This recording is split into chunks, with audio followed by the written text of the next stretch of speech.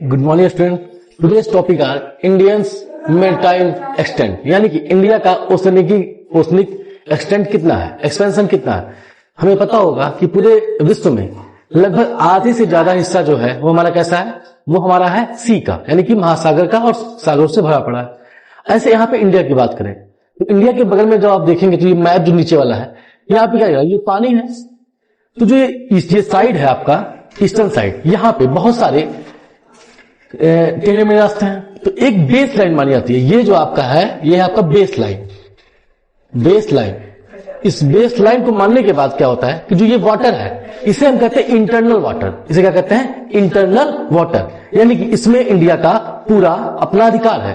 वो चाहे जो करे, इसमें कोई भी इंटरफेरेंस नहीं होगा, फुल सॉवरेंटी है किसमें, इंटरनल वाटर में। और साथ में इसी के बाद आते हैं तो हमें ये जानना होगा कि ये सारी चीजें बनी कैसे हैं। जो ये डिवीजन हुआ वो किन बेसिस पे हुआ है human clause 1982 United Nation Convention on the Law of Sea. Okay, तो बात हम यहाँ करते हैं 1 नॉटिकल माइल। जब हम बात करते हैं सागर और महासागरों में तो वहां पे बात आती है 1 नॉटिकल माइल। तो 1 नॉटिकल माइल में कितना होता है, 1 nautical mile equal to 1.825 kilometre. क्योंकि जब भी हम डिस्टेंस को नापते हैं या डिस्टेंस को डिसाइड करते हैं तो नॉटिकल माइल्स में करते हैं, ठीक है।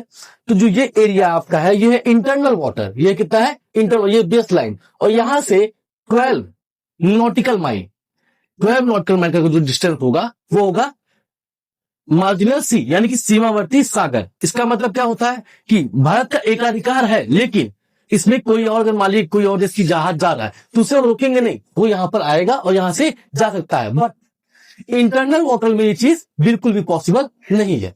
और ये आपका डिस्टेंस कितना है, 12 नॉटिकल माइल्स का। इसके बाद जो बात करते हैं तो कहते हैं 24 नॉटिकल माइल, यानी कि बेस लाइन से 24 नॉटिकल माइल्स तक का जो डिस्टेंस होगा वो कहेगा इनक्लोज सी, यानी कि संलग्न सागर।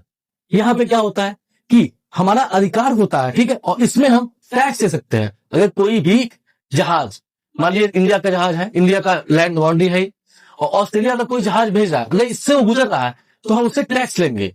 वो गुजरेगा जरूर लेकिन टैक्स हम उससे लेंगे। अब इसके बाद आता है कितना, ये आता है आपका 200 नॉटिकल माइल्स तक, नॉटिकल माइल्स।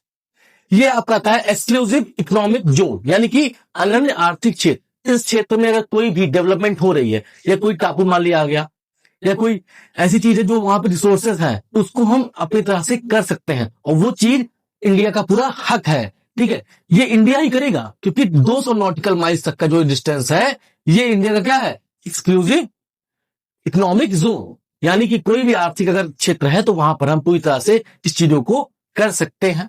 अब नेक्स्ट आता है कि अगर यहां तक तो 200 नॉटिकल माइल्स तक की तो हम बात कर लिए, लेकिन इसके आगे का भी तो सी होगी, तो वो क्या है, वो है हाई सी। उसे क्या कहते हैं, हाई सी। इस एरिया में कोई भी देश का कोई भी जहाजी बेड़ा, कोई भी सैनिक बेड़ा आ सकता है और जा सकता है। इसमें किसी का कोई हक नहीं है, ना ऑस्ट्रेलिया के, ऑस्ट्रेलिया और इंडिया की बात है तो अगर इसके 200 माइल के इधर और उनके 200 माइल के इधर के बीच का क्षेत्र है वो क्या होगा, हाई सी। इसे कहते हैं उच्च सागर। यहाँ पे किसी भी एक कंट्री का कोई भी अधिकार नहीं होता, लेकिन जैसे 200 नॉटिकल माइल के अंदर आते हैं वहां पे हमारा अधिकार कहीं ना कहीं किसी तरह से हो सकता है। और ये क्या होता है, यहाँ पे कोई भी कभी भी आ जा सकता है। ये छोटा सा टॉपिक था जो हमारे और आपके लिए बहुत इंपॉर्टेंट था, और शायद मेरे सी के बारे में बहुत ज्यादा ही इंपॉर्टेंट है, आपको जानने की जरूरत है। Thank you so much.